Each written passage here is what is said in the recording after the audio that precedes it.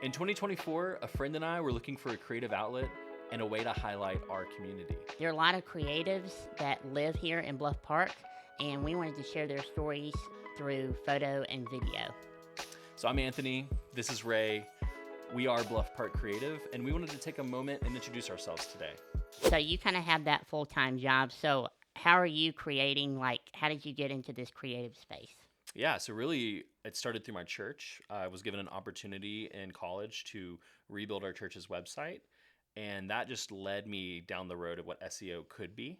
I had no idea what SEO was when I started, but through website creation, I've had an opportunity to be creative even outside of my 8 to 5. And then in high school, I was also a photographer and had a chance to, through my church as well, explore video and photo again. So really, the church has helped me establish a connection with creativity after work hours. Yeah, that's kind of the same with me. Um, I kind of got started in the creative space way back when I was in elementary school, going to a kind of a church camp. And at that camp, we would make movies, homemade movies with our team. Actually, a camp here in Bluff Park, Camp Adventure. Um, Highly recommend going to that. But definitely got started there in elementary school and kind of throughout, like you got involved in the church creatively. People just kind of handed me things, handed me a camera and said, go. So very thankful for that and those opportunities. Now I kind of flex my creative muscle throughout weekends and kind of when I'm not working as an SLP through weddings and photographing and then videoing sometimes maybe with you or at my local church as well. So we are talking about Bluff Park, and I want to ask you, what is a fond memory you have here in Bluff Park? A fond memory I have of here in Bluff Park is of a place that's no longer with us. Rest in peace to Tip Top Grill.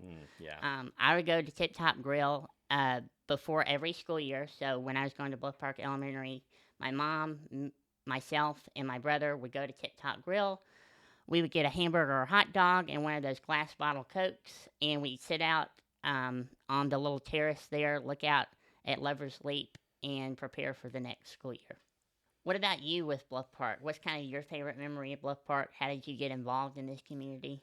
Similarly to you, Tip Top Grill plays a big part for me. I just grew up down the mountain in West Homewood. And so on weekends, friends and I would come up here.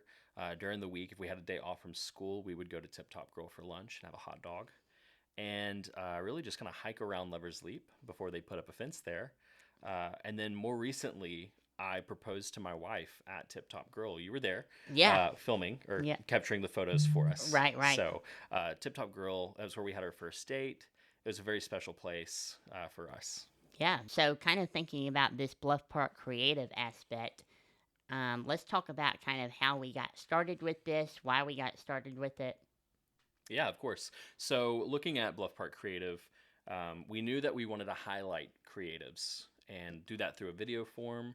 And so it was cool to go on Instagram and see that these accounts already existed. People have been making and posting for many years, or even businesses that are brand new to our community had just started posting more recently. So it was really cool to see an opportunity to make connections through something like social media. It's something that I feel like we talk about as like a very dark place, but for us, it's been a really cool way to foster new connections. I feel like Bluff Park has always had kind of that presence on social media for a while, especially on Facebook. But I think what was missing was, at least for me, as like a creative who's really into like video and things like that. There's not a lot of videos kind of showcasing our community, showcasing those people. There's a lot of like print media and there's a lot of like people posting about it, but kind of in this digital age that we're in where, you know, short form video is really big on Instagram and TikTok, kind of photos and being artistic with that is really big. Memes are really big. It's just cool to kind of, I think, with this Bluff Park Creative and kind of what we've created, kind of have that space to kind of create in a way ourselves, but also have other creators create for us with the social media and really put that out there.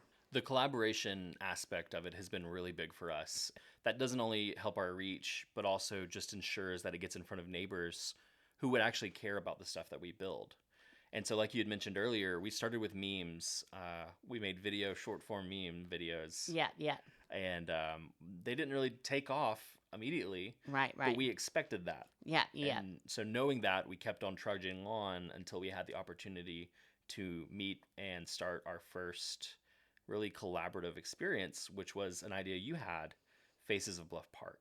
Yeah, Faces of Bluff Park. So that's one of our main things that we're doing right now. Our hope is to kind of spotlight more creatives. I know we spotlighted Bobby Matthews, which is a big author here in Bluff Park. But those Faces of Bluff Park, kind of almost like Humans of New York. There's lots of different people in Bluff Park. Bluff Park's a very diverse place, I feel like. Even just like on my street, I have people who have been living in Bluff Park that I've grown up with since like over 40 years, and then there's people who are like brand new to Bluff Park. And I think you can see that in the businesses as well. There's like new businesses that's come out, and then there's kind of those old staple businesses that's always been here.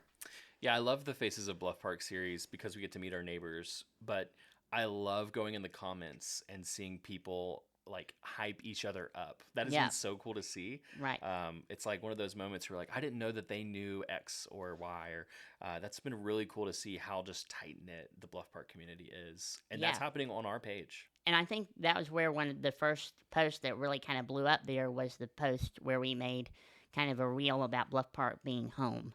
Mm. I feel like that resonates a lot with people. Bluff Park is home to people who've been here all their lives. Bluff Park is home to people who just came here and have been welcomed with open arms by everyone. And we've heard both sides of that story here. That's been such a cool aspect for me, is getting to see the people who just moved in say, you know, we moved in and we weren't sure about this community, but everyone has accepted us, opened up to us, and even like become friends. Right. That's such a cool aspect that I don't think you get to see in every area in a city as big as Birmingham can be. Let's play a game. All right, let's do it. Okay, we're going to play this or that. Okay, cool. All right. So we've recently seen our second coffee shop here in Bluff Park open. Yeah. So I want to ask you, iced coffee or hot coffee? I am definitely an iced coffee guy. I am not a coffee connoisseur, I would say. I like my coffee with some milk in it. Um, and I also like my coffee a little bit sweet. Black coffee just is not it for me, so I'm definitely an iced coffee guy. Yeah, I'm a big hot coffee guy. Give me the Yeah, lattes, give me a black coffee, no right, sugar, no right. milk, no cream. I love a black coffee. Anthony is like a coffee snob, so if you ever need like coffee recommendations, go to him because he'll know like the intricacies of like the bean and where it's from and how it's handcrafted. All right, one of our first videos, we got to work with the electric and collab with Jeremy there. Yeah, So I yeah. want to ask you, with your order there, you getting a flatbread or a sandwich? I am definitely getting the sandwich, definitely the Camilla. Yes. Now I have had the flatbread. The flatbread, I can't remember what it's called, but it has the Kaneka sausage on it. That's Yeah, pretty good. so good. Everything's good there, but I'm with you. I'm gonna go sandwich every time. Yeah, yeah, The Camilla especially. yeah, for sure. All right. With it being summer, or really springtime now, getting into summer, Yeah. you playing pickleball? You playing wiffle ball? Well, I feel like I'm a pickleball ball guy. Wiffle ball for me. I've seen the women's league play. I had never been to a men's league, but I've kind of seen pictures of people being injured and like really going hard for it. Yeah. I'm just not that type of guy that's gonna go really hard and like skin my knee for a wiffle ball. So I don't think I'm Yeah, good both for are that. hardcore here in Yeah, Bluff yeah, Park. very hardcore. I think I'm with you on pickleball. I think it's close enough to tennis that I could figure it out, Yeah, although I yeah. hear the rules are way different. Right, right, right. Cool. Last question. Yeah, We just had the High Country 5K. yeah. All right. You have to do it. So are you walking or are you running? Mm, hard question. So I'm not really a runner either. Yeah. If I'm doing the 5K, I'm running it. Like, I'm not walking. Yeah, me too. Yeah, I'm just getting it done. yeah, Getting it yeah. done, getting out of there. Gotta get it done, get it out of there.